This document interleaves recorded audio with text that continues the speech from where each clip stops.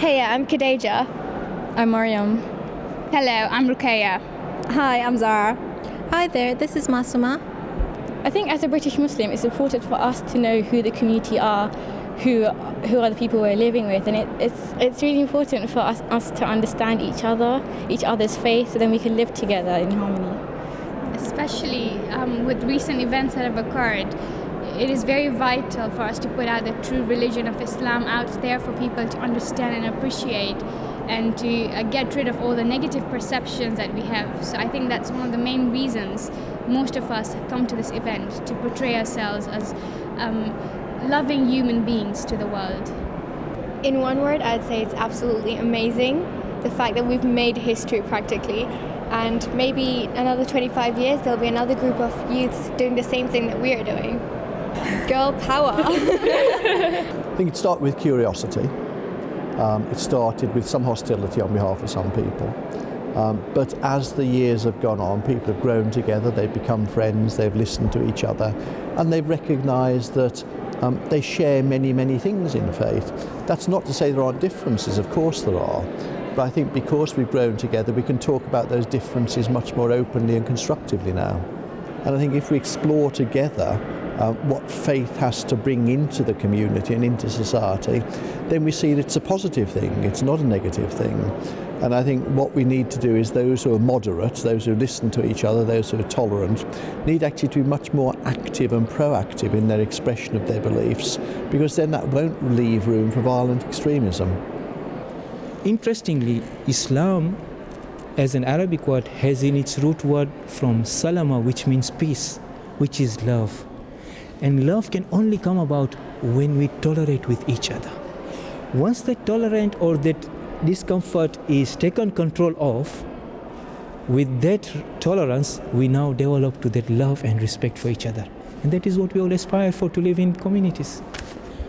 I'm humbled to learn that this is probably the only location where an event like this is taking place.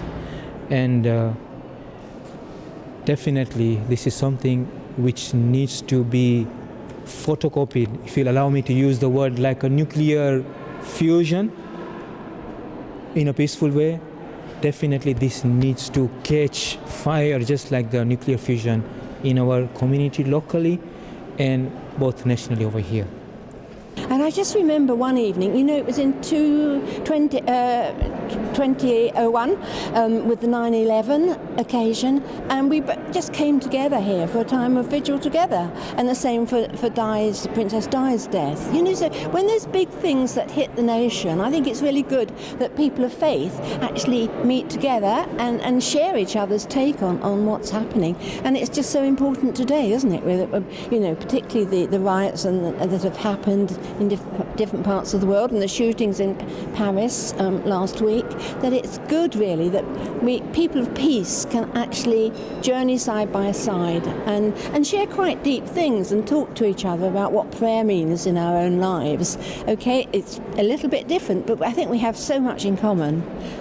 So that's partly why I'm here. Well, it means a lot. It is a journey which has in which we have made so many friends. It's almost like an extended family.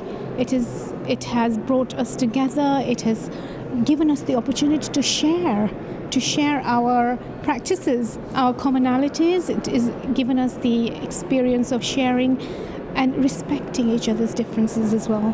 I think one way is to have much more public debate about religion. Rather than sweep it under the carpet and pretending it's an embarrassment, actually say, let's talk about differences, let's talk about our shared values. Particularly in the election year, we've got a huge opportunity to talk about the nature of belief and what it contributes to society. So rather than existing in separate areas and separate ghettos, let's get together and talk, because it's only by that talking and listening as human beings on equal footings that actually we'll start to overcome it. Tonight is just one of the important pillars for us all as people of faith and people of no faith to be able to put a very strong message who have distorted the message of Islam, that Islam does not believe in love. Rather, what you have seen today is Islam in practice, where we can meet together, talk with each other, and be able to speak and question about the awkward issues, so-called awkward issues, and at the same time enjoy the food and have a laugh together with us.